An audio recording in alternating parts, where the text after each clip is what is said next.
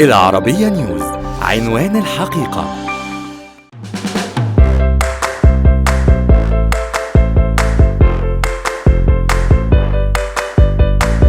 تعرف يعني البهرة؟ بهرة؟ لا والله ما اعرفش حاجة خالص. لا والله. ايه؟ تعرف يعني البهرة؟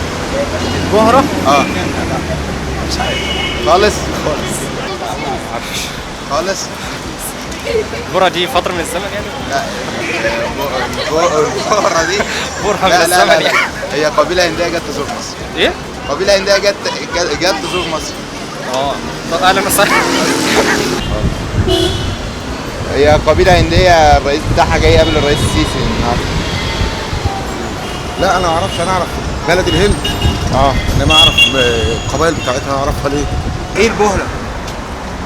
قبيلة هندية جاية تقابل الرئيس السيسي اليومين دول وبرعت صندوق لا دعم. اعتقد ان الكلام ده تهييس في تهريج في اي حاجة عبطة. لا صدقني لو متابع ابحث سرش كده هتلاقيها موجودة في مصر اليومين دول. انا اصلا شغال في الاي ماركتنج، فما ينفعش ان في معلومة تفوت عليا. فقول لي طب ايه البهرة يعني عايز ايه؟ معلش احنا عندنا 58 سنه يعني في زهايمر. طب ده انتوا المفروض عارفين. يعني ما تعرفش حاجة خالص؟ لا غششني.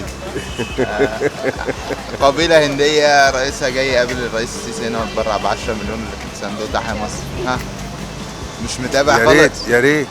مش متابع؟ لا والله يا ريت.